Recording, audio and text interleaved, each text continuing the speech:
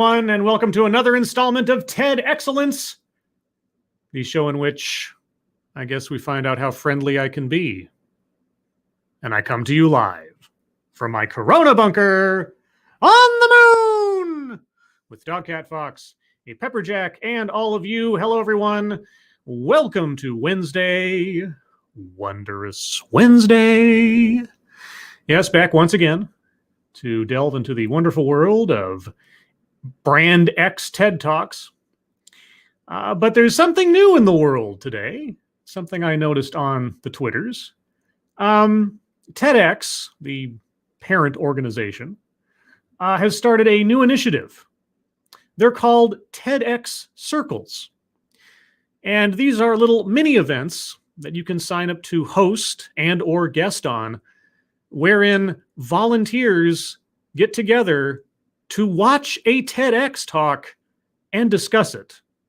And this, in turn, becomes content of its own that TEDx can use for its channel. Now, I don't want to take credit for possibly inspiring TEDx to put together such a thing, but I will, because that's just too funny, if not. Even if it's not true, I know it's probably not true. It's totally true. I think that's hilarious. Now, I will not be signing up for one of these things, and I know some of you may ask me to do so, because the terms and conditions that go in hand with signing up for one of these things is a bit too stringent. And I can do exactly the same thing all on my lonesome. I just can't use the TEDx branding materials in my advertising for it, that's all. But either way, hello everyone. What do we have on docket for today?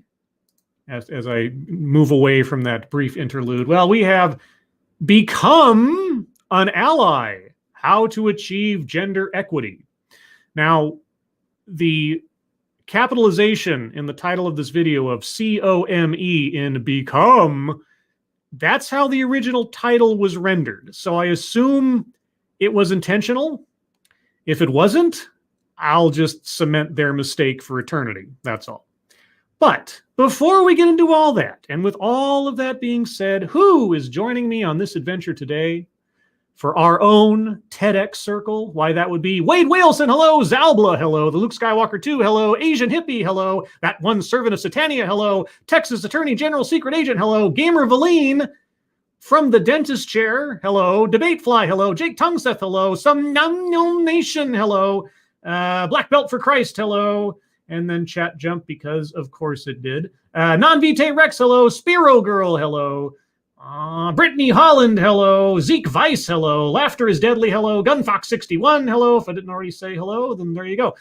Dina B, hello. Red V7, hello. Zach Osborne, hello. Shio Gorath, hello. Jonathan Peterson, hello. Roger Reynolds, hello. Mike Savage, Blarg. Advocatus Diaboli, hello.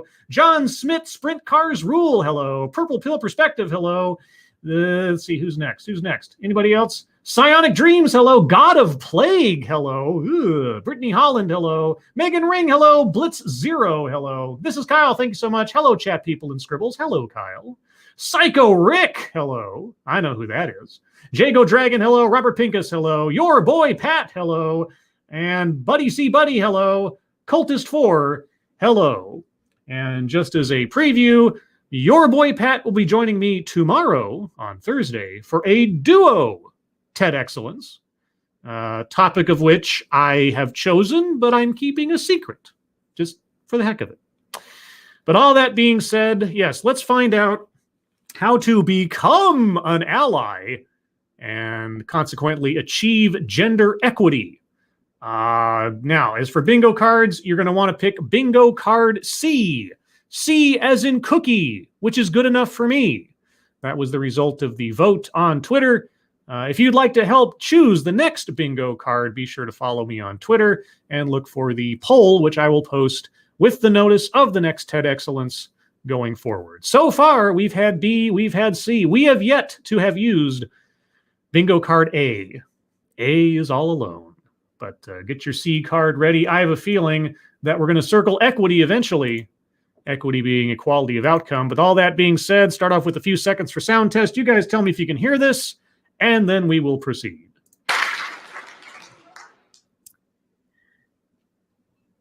So there I was. Well, if ever there was an introduction, that is an introduction. So there I was. You guys hear that okay? Texas Attorney General Super Spy says, can we circle equity since it's in the title? No. And here's the reason. The title of the videos as they are displayed on the TEDx YouTube channel are not necessarily the creation of the speaker. Sometimes, oftentimes, they may be made by whoever's running the channel. So I cannot credit the talk with the words used in the title. That's a rule I have come to over time. We are bound by the content of the presentation and nothing more. But regardless, we'll probably hit equity somewhere in there. Sounds good, says everybody. Luke Skywalker 2. Sounds grand, says Jake Tunson. Zombie Teddy says sound good. Senior staff reporter, chief Florida correspondent Colleen Bernier says audio is good. All right. And all that being said, there I was. In this gray conference room that felt too small for the number of people in it. Uh-oh. Was that because you were the only woman? I'm sitting across from 4 men with 2 men to my left and 1 man to my right. Oh, I think I was right. And the volume in the room was loud as they were all brainstorming on the topic. I have something to say. Yeah? But there's no lull in the conversation. So you took the initiative to break in and offer your idea? You know, initiative, assertiveness. You did that, right? It's a little intimidating. But I'm going to do it. Okay. I take a deep breath. Yes. I raise my voice to the volume of the room. Yes. And I share my idea. But something strange happens. A portal to another dimension rips open. I'm trying to think of what would be strange. Does everybody suddenly be quiet? Do they ignore you? What happens? Nothing. Oh, well, what a twist. Not even a nod of recognition. Maybe your idea sucked. I'm just putting that out there. In that moment, I felt invisible. You felt invisible. Got it. Almost like I had on an invisibility cloak that I could not shake off. Must be your gender. Can you imagine? Yeah, I can imagine quite a bit. Han Solo. Got to try again. This time I'm going to do something different. This time I lower my pitch. You lower your bitch? I know she said pitch, but it came out bitch. I slow down my speech.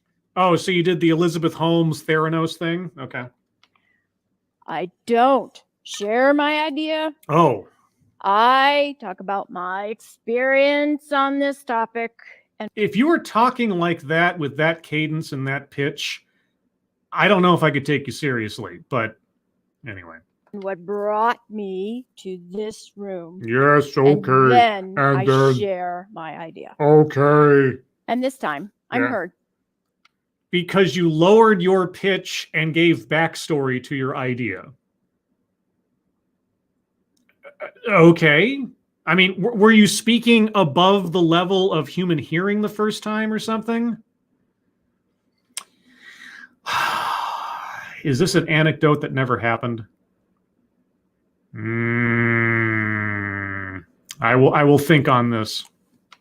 Despite 30 years in the high-tech industry and the fact that I'm a senior executive, I still have to prove my credibility on a topic before I can be heard. Okay. And this is not an isolated incident. Oh, so it happens to all sorts of executives or just to you?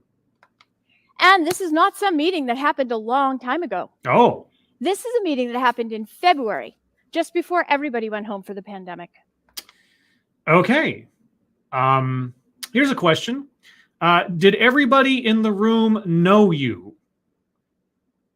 Did everybody in the room have direct work experience with you prior to that meeting? I mean, I don't know. You haven't said. That might be leaves out vital context. I'll consider it, but I don't know. And it's why I'm here today. Okay. I am tired of being the only woman in the room Aha. with no allies. With no allies. Okay. Let's see. Going to the card, I'm going to circle free space, and I'm going to, it might be preemptive, but I'm going to circle plays victim. I don't think I'll get much pushback from you, chat, but if you do, let me know. Anecdote that probably never happened. I'll wait. I'm gonna wait until the end of the talk. We'll see how it goes. Leaves out vital context. I don't want to jump ahead too much. Let's let it roll a little bit longer, and we'll see what happens. And I know patriarchy is implied here. We'll see if she says the word.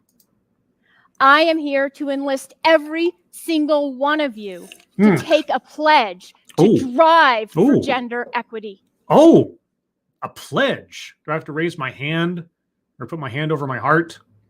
What's the chant? What's the mantra? How? If you are a man, yes, step into allyship. B is COME in capital letters. Is that going to be part of the next thing? All right, so I'm going to back up a little bit. I need to hear my instructions as a man. I need to okay, so I am a man. What do I need to do? Oh. Yeah. If you are a man, yes, step into allyship. Okay. If you are a woman, step into leadership. You know, because women don't have any proclivities at all to be leaders or anything. They have no notion of, you know, guiding people or teaching people, or they're just completely unfamiliar with it. And men don't know how to be a friend. No, you know, camaraderie, brotherhood. No, these things don't occur to men or women. We need our speaker to tell us. Now tell me about being an agent of change, because one of my most watched TEDXcellences had to do with agents of change. Each and every one of you can become an agent of change. Do I get a special card? Do I get a membership card with a little symbol on it? An ID? Agent of change. By working with intention. By working with purpose. Yes. You can make a difference. Yes. Like my friend, Jennifer Didier. Okay. Jennifer is the CEO of a technical training company. Whoa. Wait a second. Sorry. Okay. A female CEO. You must be joking. And like me, she was tired of being the only woman in the room. Okay, so how did she structure her hiring practices to focus on women? I would love to hear it. Of looking out in her classroom at a sea of men. A sea of men?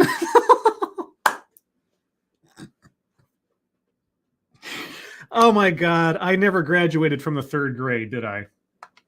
So Jennifer set aside profit, and she set up a scholarship program to bring free technical training and technical certification to women.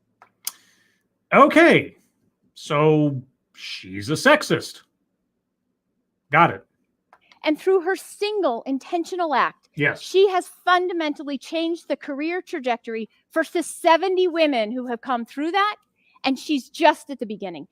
Oh my gosh, she targeted a scholarship effectively to women, and it changed the lives of women? Wow. Because she hates men, I guess? Okay. That's what I'm talking about. That's intentional leadership. That is discrimination. Your intentional leadership is another person's discrimination, but hey, you know, whatever works for you. And I personally Mm-hmm. have sponsored the creation of 2 organizations. Oh, The Women in Technology Network and the Women in Cloud. the Women in Technology Network. Okay. Okay. In Technology Cloud. Okay. All right. So you too are a sexist. Okay. I'm going to go to the bingo card. Make something about race, sex, etc. for no reason. Yeah. I'm circling that one. Just for the heck of it, you know. Both dedicated to connecting women and giving them access. And through those organizations, we've been able to touch 20,000 women around the world. This lady is a gold mine. I mean, between bitch and sea of men, and now we've been able to touch 20,000 women. Oh my. Oh my. Oh my. What do you have to say to that, Dog Cat Fox? Wowie, wow, wow. Yeah, you would say that about touching women around the world, wouldn't you, Dog Cat Fox? I've heard about you. Anyway. 20,000. Yeah. That sounds like a big number. It does, doesn't it? But in fact, it's just a drop in the bucket Okay. compared to what we need. And it's why I'm here. Oh. We need to scale. I need each and every one of you to become a force multiplier. Ooh. To turn 20,000 into 8 million. 8 million? Holy cats. How do I turn 20,000 into 8 million? How do I do that? 8 million? What? Well, hell, why stop at 8 million? Why is 8 million the magic number? Why 8 million? Yeah. Because that's what it will take to get to gender equity in high tech. Really? 8 million. There are only 8 million men in high tech? And what classifies as high tech? If you took everyone, well, again, I guess it depends on what you mean by high tech. But there are only 8 million men in quote unquote high tech in the United States, or well, you said around the world. Around the world, there's only 8 million men in high tech. Really? Out of near what? Almost 7 billion people, only 8 million men in high tech? I'm sorry I'm stuck on this. My brain can't quite wrap itself around that notion. 8 million. Yeah. Okay. Do you think I'm exaggerating? I think you might be undercutting reality, actually. Let me share some statistics with you. Oh, please do. When I started in this industry in 1991, 36% of the computing workforce was women. Okay. 36%. All right. In 2019, that number had fallen to 27%. Okay. Now, I have a feeling we are about to engage in what I like to call the God of the Gaps theory of statistical analysis. Here are 2 statistics. Here is a disparity between them. This negative space in the distance between those 2 numbers is fill with your ism of choice. Are you going to give us an explanation or only put those out and not bother to clarify?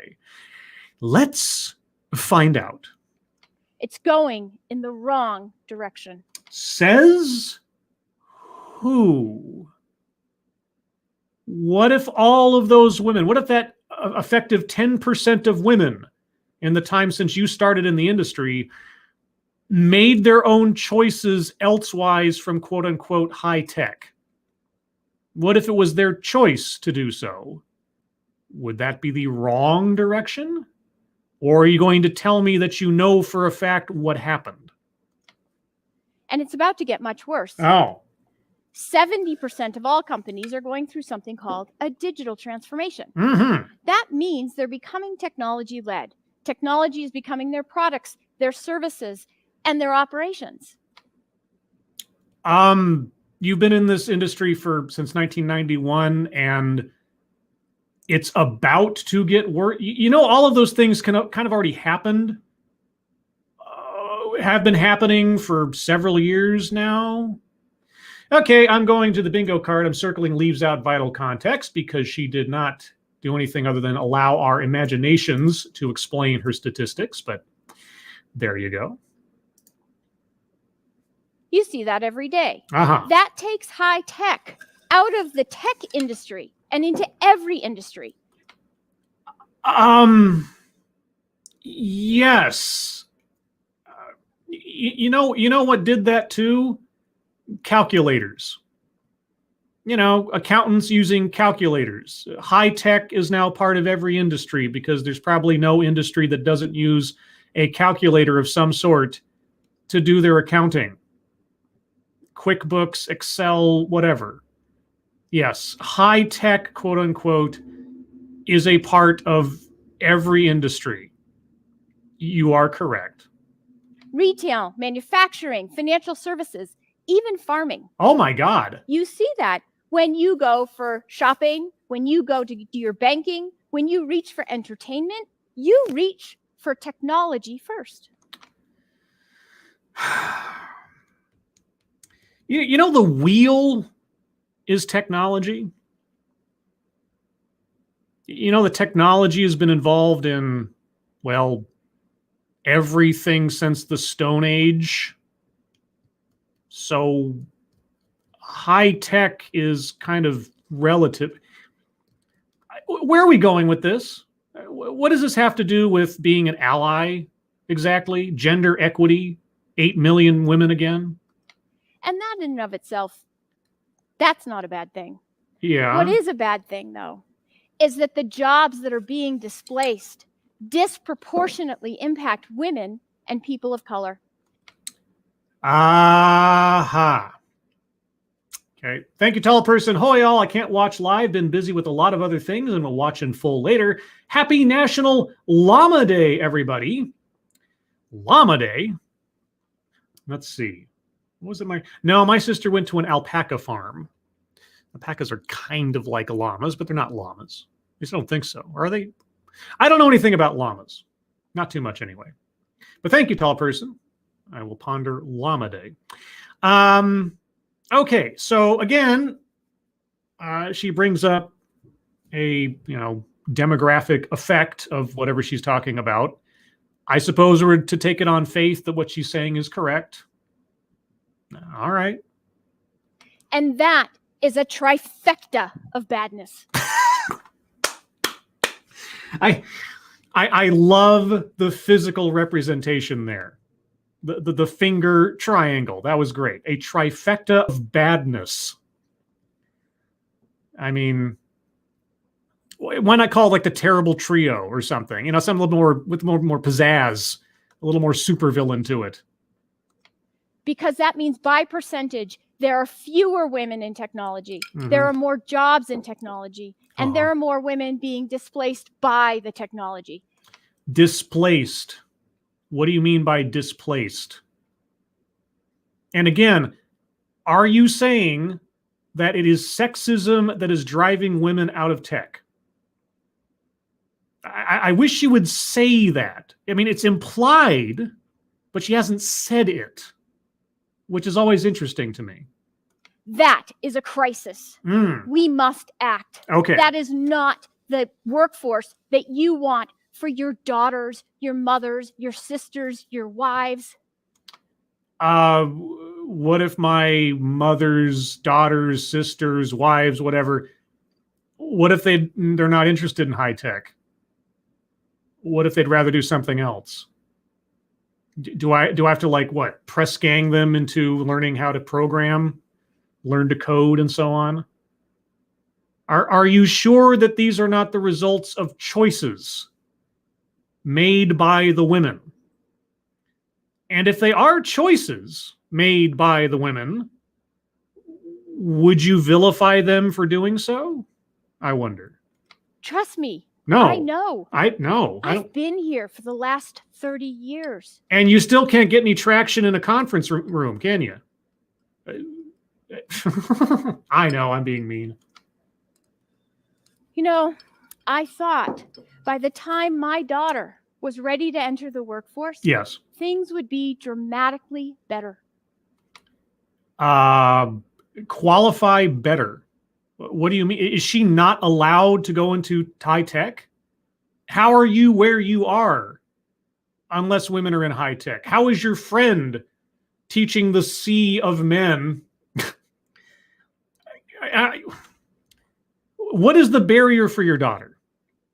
Like right now, what is preventing your daughter from following your own career path? What's preventing her? Tell me. Well, my daughter is 21 years old now. Okay. And in fact, things are worse. How? The time to act is now. What do you mean by worse? What is your daughter doing? Did your daughter choose to start pursuing a career in technology? What is she doing? Or if she attempted to, what barriers did she encounter? Why bring up your daughter if you're not going to make her an example one way or the other? I mean, you're about halfway through your talk. Where are we going? I need each and every one of you to become an agent of change. Become an agent of change. And I have 4 ways that you can make a difference. Oh, a list. It is a list. Circling a list. Okay. Got that. To bringing up her daughter is a family anecdote of a kind. So I'm going to circle that one as well. Okay. Moving on. Connect, outreach, mentor, empower. Connect, outreach, mentor, empower. Aha. So there was a purpose to capitalizing the come in BeCOME. All right. Teaching a sea of men. Okay. Connect, outreach, mentor, empower. And now, is this what men are supposed to do for women? Or is this what women are supposed to, is this what everyone's supposed to do for women? Is that it? And I'm going to talk about each one of those. Okay. Connection. Mm-hmm. That's about making intentional connections with women's in your network. Women's in my network. Got it. Reaching out and giving women access to you and everyone in your network. Just because they're a woman, they don't have to do anything like show that they have some ambition or initiative or have displayed some kind of talent or skill in whatever we're talking about, just because it's a woman. You can do that by joining the Women in Technology Network, joining the Women in Cloud, or any one of a dozen other networks designed to give women in business access. By doing so, you become a force multiplier to turn 20,000 into 8 million. I'm still stuck on this 8 million number. 8 million women will create gender equity.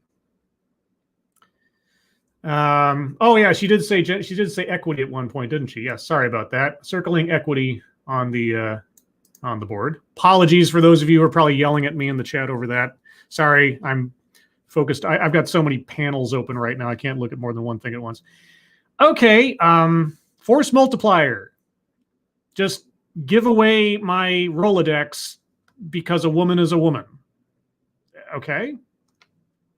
2, outreach. This is about examining your recruiting practices, your hiring practices, your supplier selection practices. When you post a job, do you screen out candidates or do you screen in for diversity? Diversity and or inclusion, circling on the board. Define diversity, if you please. I know within my own organization, when I ask my leaders to stop hiring for expediency. Stop hiring for expediency. What does that mean? And stop hiring people they knew. Stop hiring people you know. But if I'm connecting with women in my network, I know them already, don't I? And to make an intentional action to go outside of our company, to create a diverse candidate pool of high quality talent. Okay.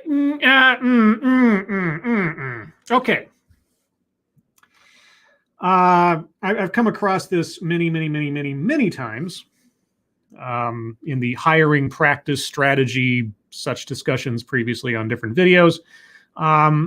Whenever they talk about the hiring pipeline, that's usually a graphic they bring up, and they show like the winnowing number of women and or whatever demographic you're talking about at the various levels of a company structure.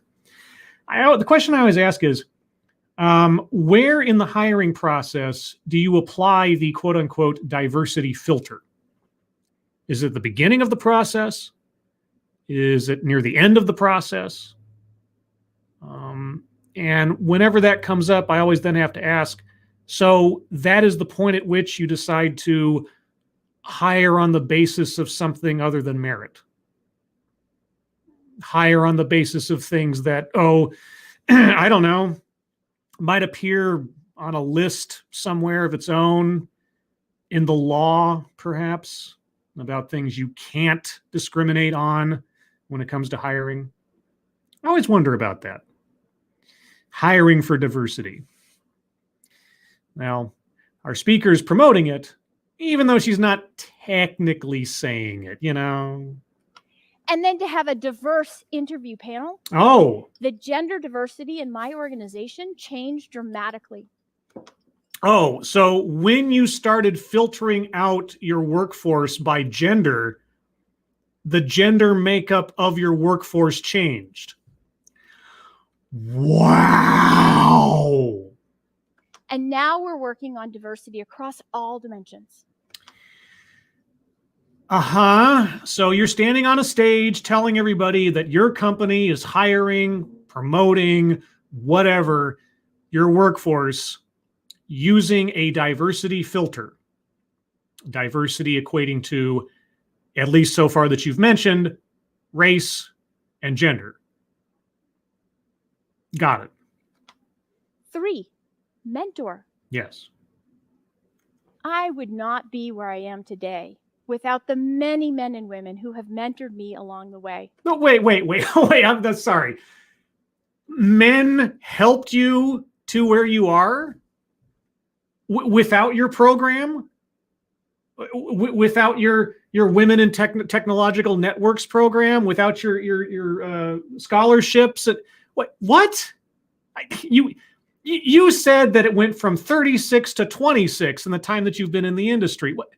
Obviously, where you can't. I'm confused. Who have shared with me the value of their successes and their failures. Who have helped me avoid those invisible tripwires and unwritten rules of business. Oh. And who have lifted me up when my confidence waned. Okay. Well, it's good of you to be able to admit your faults, I suppose. We're all weak in one way or another. None of us are perfect. Okay. No man is an island, etc. Oh, sorry. No folks is an island. Think about your own mentors. I've had people tell me that 30 minutes I spent with them changed their perspective dramatically. A more ambiguous statement you could not have possibly chosen. Thank you. This is Kyle. Again, these type of people don't want equality or equity. They want special privileges and to be given everything for little to no effort. I hate them. Well, she's certainly promoting benefiting people on things that have nothing to do with their experience and or merit. Definitely doing that. Selecting people, filtering people. Like I say, at whatever point in your process you are selecting people on things that have nothing to do with who they are, but only what they are, that is the point of your process where you're being intimately unfair. When you mentor, you blaze a trail for others to follow, and you give back. 4, empower. The most impactful thing you can do for another human being is to empower them. Okay, give me an example of empowering someone. What does that mean exactly? Is to help create an inclusive environment. Well, I already circled diversity and inclusion, so at least we got the duo there. An inclusive environment. And this, how does that empower someone? To sponsor women, promote women, put women on your board of directors. Just because they're women? Okay. I'm going to circle benevolent condescension.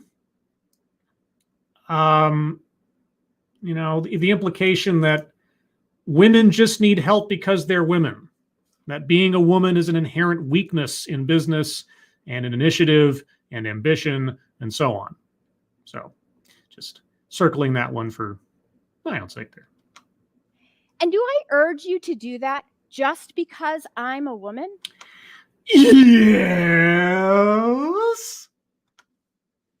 Well, I mean, I am a little biased.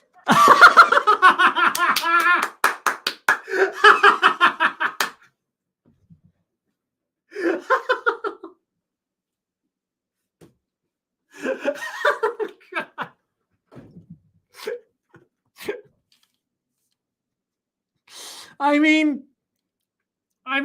credit where credit is due. She was at least honest, I guess. I mean, okay, how do you follow that up? And what do you mean by a little? I mean, in proportion to what? You know, the Earth is little as compared to Jupiter, but I mean, oh boy. But according to the Boston Consulting Group. The Boston Consulting Group. Oh, okay, this is your source for whatever's coming next. Colleen Bernier says, a little biased, like a little pregnant. Hey, that's my line. Okay, the Boston Consulting Group. What did these oracles of consulting tell you? Organizations with diverse leadership teams have 19% higher profitability. Okay. I don't believe you, and nor do I believe the Boston Consulting Group. I have seen several such studies in the past. One in particular was McKinsey & Company several years ago. It was cited on a panel discussion, I believe, talking about this kind of thing. And I looked up that study, this study that was touted, not but just by that talk, but by several others that I've done videos on during that time. That was back in, let's say 2015, maybe 2016. I looked up that study, and you have to look for it.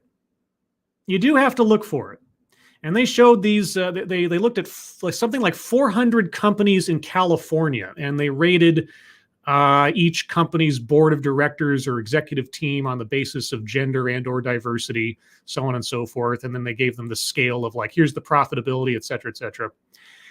And then near the bottom of this one page was a little paragraph that you could easily skip over if you weren't paying attention.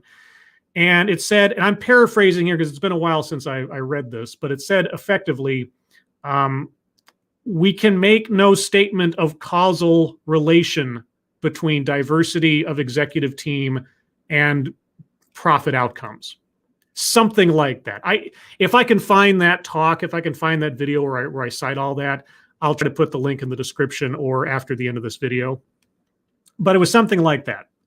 They showed off all these numbers and graphs and everything, but there was absolutely no way that they could say with any actual authority that the mechanism that led to the company's increased profits as compared to another company with a different makeup of executive team was on the basis of that executive team. They could not do that because every company's different. The factors are all over the place. VHS beat beta, et cetera, et cetera. Okay. You cannot make that claim. with any credibility. There is not one factor that does this, and you know it. I'm pretty sure our speaker's smart enough to know it, but she's not telling us that. They have greater levels of employee engagement. They have higher levels of customer satisfaction. Uh-huh. And that kind of makes sense, right? Right. Yeah, I suppose it does. Do you? Because a diverse leadership team is creating products and services that better reflects the diversity of their customer base. So ways of thinking are intimately entwined with one's gender and or one's skin color. Got it. And so it is not just good for society. Oh. It is good for your business. Oh. And it's not as hard as you might think. Oh, yeah. Discrimination is really easy.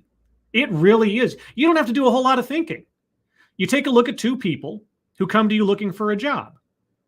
The first and only question you have to ask is, well, is one of them a woman and or is one of them not white? It's not that tough at all. It's very easy. Creating an inclusive environment is about giving voice to everyone. Really? Are you sure about that? Because I thought I was supposed to be empowering women.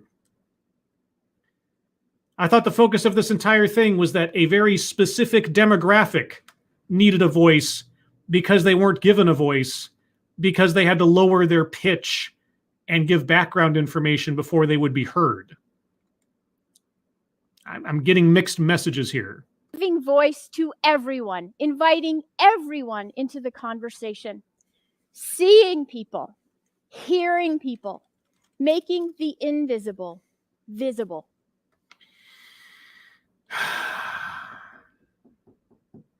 Right. Okay. Yes. Women and people of color are invisible. Got it. I want to share with you a story. I wish you would. Probably of my worst moment of invisibility. Okay. Well, this will be the second contender for anecdote that probably never happened. So lay it on me. Several years ago, I went on a business trip with a male colleague of mine, Uh-huh. and we met with a dozen executives, Okay. all of them men. So so we know you're a sexist. You don't have to keep giving us smug little looks and things. We know. It's all right. We understand. In every single one of those meetings, the male executive spoke to my male colleague and not me. Every single one. At no point did they introduce themselves, shake hands, nothing. Really.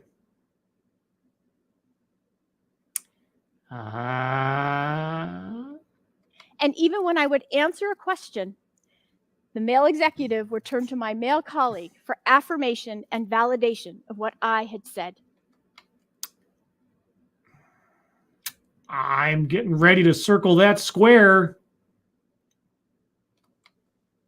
Even though I was his senior.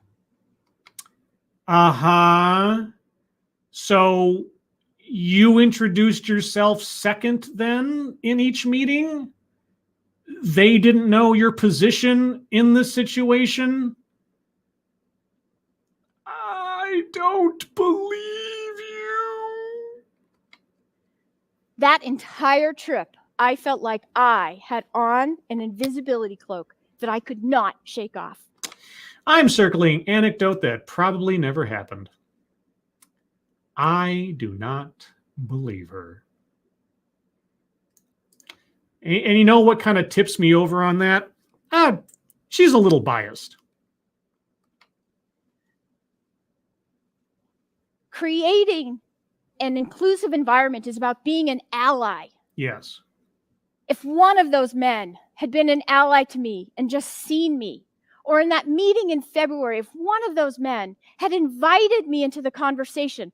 Why were you in the conference room? Why were you at that meeting? How could you have gotten in there if you had not been invited? What are you You've been in this industry for 30 years. You're a senior executive at whatever company you work at. You are not invisible. I don't know what to tell you. People are accountable to you. You decide the fate of people. You start initiatives that affect the fate of people in your company, and on and on and on. You felt invisible. I don't believe you. By simply asking me what I thought. Maybe they think you're an adult and you will speak up for yourself without having to be prompted.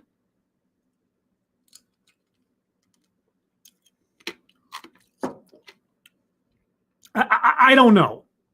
I mean, do you want people to look on you as a weak, flawed, fragile person needing help all the time, needing a hand out and a hand up just because you're a woman? Or are you going to act in the way that you wish others to see you? Are you going to comport yourself as a leader? Are you going to comport yourself as an assertive person who has an opinion and is sure about it and willing to voice it without having to come across as a third wheel all the time? Which image of you do you want me to have? Because honestly, I have absolutely no idea who you are, what you do, how you are, etc. I came into this TEDx talk like I do all the other ones, completely blank. I am ready and willing to be impressed or underwhelmed by whoever's going to speak. You are the person that you choose to be. You are the person that you choose to comport yourself as to other people. I made no assumptions of your quality on the basis of your gender or your skin. In fact, most of the time, I usually am just looking down at my keyboard, listening to what's being said without actually paying attention to what's going on the stage. Occasionally. I argue the point and not the person, unless you bring yourself into the conversation. And you have. So, I'll say again. What kind of person do you want me to see? Or heard me the first time. Yeah. That's allyship. Like my friend Mal McHutchinson, who's the CEO of Interactive IT in Australia. He sponsors an organization called Male Champions for Change. Male Champions for Change. Okay, another sexist organization that thinks that women need help. Okay. Dedicated to driving for gender diversity in high tech. And within his own organization, he has made a commitment to make his cybersecurity practice 50% women. Oh, so he has a quota. So he's going to hire people on the basis of gender or discard potential candidates on the basis of gender. I mean, when he reaches that 50-50 quota, he's going to have to turn away men and women to maintain it, won't he? Won't he? That's intentional leadership. That is sexist discrimination. You might want to frame it as something positive. You might want to code it in something, honorable and progressive. But the mechanism behind the words is exactly the same as that which you would argue against. It is intentional sexual discrimination. That's what it is. You can try to gussy it up however you like. The end result is the same. That's working with purpose. That's what I'm talking about. Mm-hmm. You could start big like Mal or Jennifer, or you could start small by creating an inclusive environment. Whether you start big or you start small, you could start anywhere. Just start. Start by seeing women as needing help because they're women. Okay. Because we need you. Yeah, you've made that very clear. You, a 30-year-some executive in the high-tech industry at the top of your game, you still need help. You can't make it on your own. You still need someone to open the door for you and invite you into the conversation. You don't possess the ability to take the initiative of your own, apparently. Okay. To be an ally, to be a leader, to be an agent of change. Yes. 4 ways that you can make a difference. Yes. Connect, outreach, mentor, empower. For the sake of your daughters. Oh, now. Don't be, Mrs. Reverend Lovejoy here. Won't somebody please think of the children? What is your daughter doing? You brought her up and you never went any further with it. What career path is your daughter pursuing? At 21, I'm assuming that she's, just into college and so on. Does she have a particular interest? Is she interested in technology? If she's not, is that a bad thing? Is that morally incorrect for some reason? If she decides to do something that doesn't fall within your industry and she contributes to that, declination in percentages of women in high tech, are you going to be mad at her for that? I don't know. I'm curious to find out, but you'll never say, will you? Your mothers, your wives, your sisters. Yes. The time to act is now. We need each and every one of you to make a commitment to help a woman be seen, to help a woman be heard, to make the invisible visible. I'm going to circle collectivizes own demographic. I think that's pretty much been demonstrated. And we're almost done with this too. I want you to make a commitment today to become an agent of change and to help a woman to take off her invisibility cloak. I hope that's all you want us to try to encourage that they take off. Thank you. Okay, well, that was an energetic one. Oh boy. Well, all right, let's move on to the wonderful world of the bingo card. This is where we're at. I will go over the card now and see if we need to fill in any blanks or anything. Marginalization. It was implied, never stated. I'm going to leave it blank for the moment. Might come back to it. Feminism. Yeah, I think feminism and patriarchy are safely circled on this one. There was plenty there that could be said about both. So I'm circling both. Let me refresh just for reference. Microaggressions, unconscious bias. Oh, her bias was not unconscious. And she never talked about microaggressions. Although she did talk about those guys in those executive meetings ignoring her and going to her male counterpart, even though she was senior. So, yep, I'm going to circle microaggressions. Okay. Contradicts own point or argument. Well, she stands in contradiction of her own point and argument. So I like the CEO, a friend of hers that did this thing and all that and the other. Besides which, she didn't offer any evidence or any more information on the proof of her argument was that whole percentage thing. But she's been there for 30 years. She's senior to a bunch of people. Also, that thing where she says, they never invited me to the it's like, why are you in the conference? Yeah, I'm circling that one too.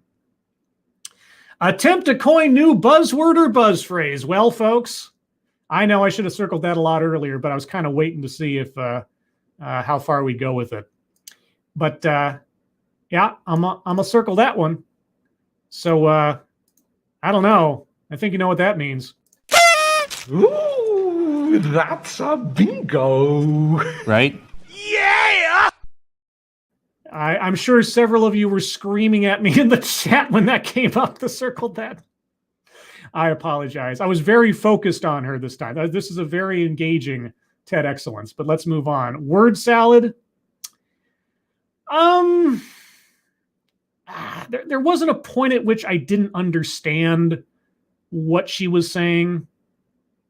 You know, it made sense in that sense. You know, it wasn't like just gobbledygook, so I can't really circle that one.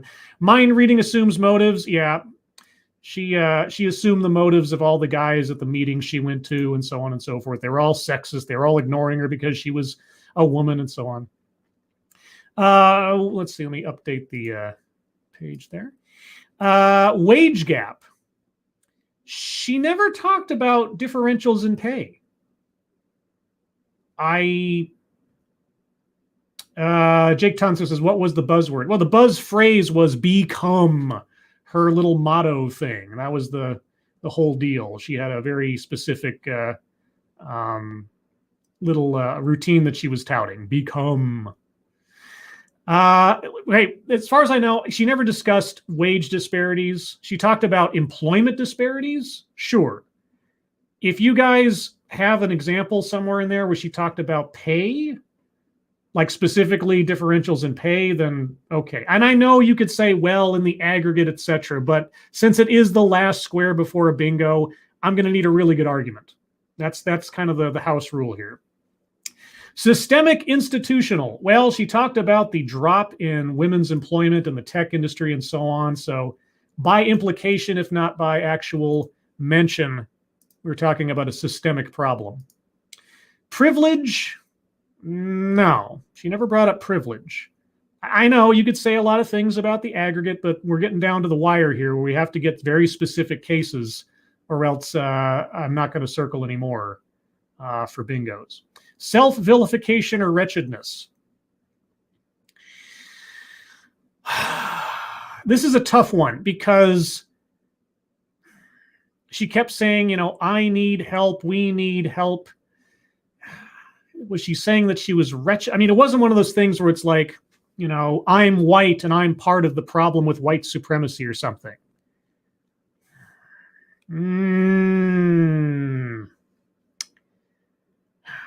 She was undermining women as a demographic of which she is one, but I already did collectivize his own demographic. So I need something very specific where she said she was wretched or she was the problem or something. I'm going to be a little strict on that. Weightless example, her daughter. I have no idea why she brought up her daughter if she was not going to go further on what that had to do with anything, which means... Ooh, that's a bingo. Right? Yeah! All right. Double bingo. And lastly, white supremacy. Well, she did talk about hiring people of color and so on. But again, that's sort of an aggregate implication and not an actual quote. So I'm not keen to circle that one. So that's where the card is right now, guys. If you have arguments for anything that is currently not circled, I will entertain them now. If you've already posted them to the chat, I'll probably miss them. So please repost. And let's see. Some Emulation says, weightless example, Boston study. The Boston study could go, it leaves out vital context. Her bringing up her daughter, that went nowhere and had nothing to do with anything. Just that she was worried about it or something. It was worse. And I'm like, was it worse because she's pursuing a career in tech and something happened? She didn't say. Why bring up the daughter? I don't know. Faithless. Women and people of color are invisible. Is that self-vilification or wretchedness? It's got to be some kind of self-hatred. That's the thing. It's got to be some kind of self-hatred. Either I'm the bad guy or I'm terrible because I'm part of the problem. Something like that. I don't know if that counts.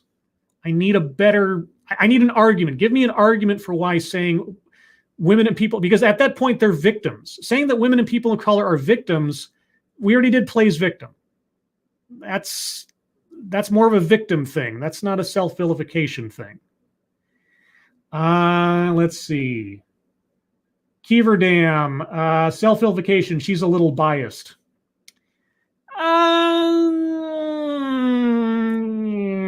That's a bit of a stretch. Folk Defino. She definitely alluded to being marginalized.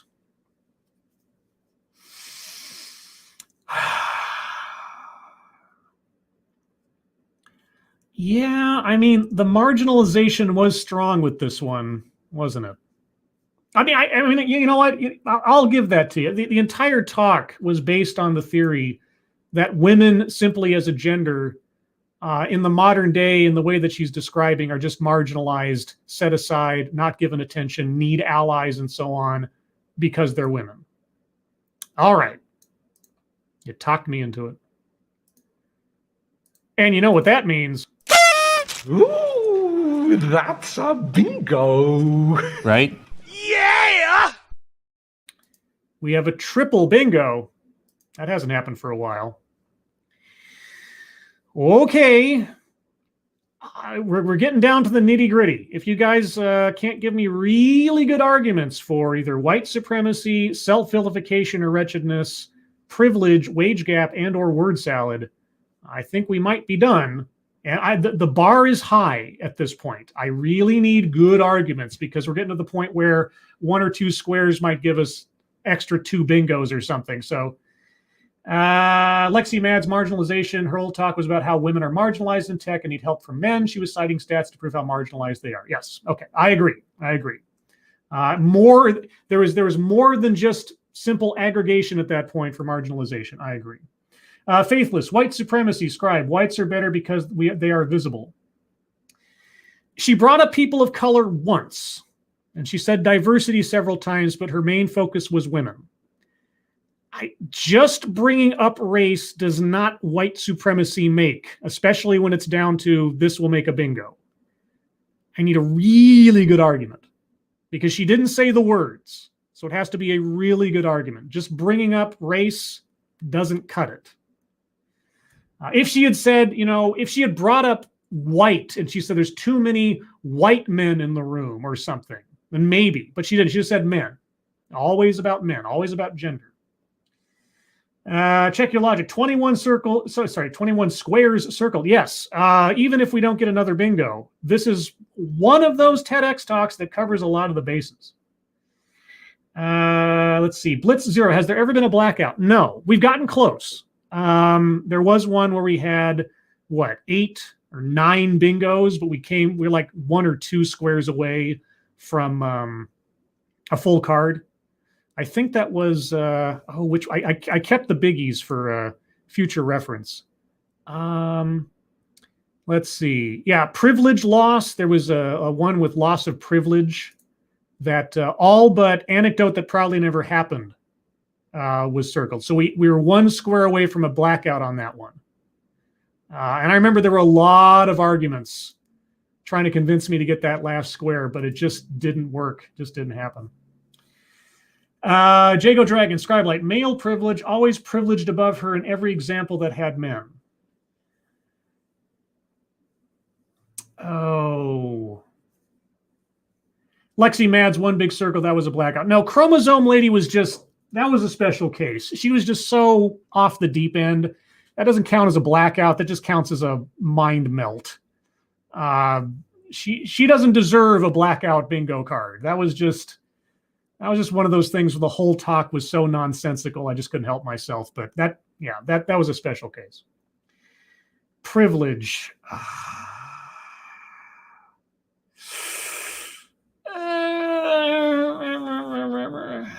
I mean,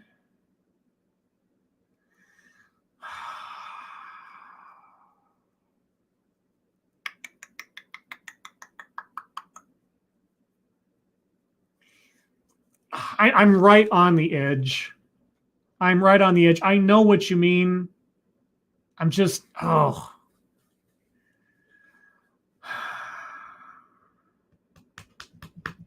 Jago Dragon, privilege is hard to disprove in my mind with how she acted.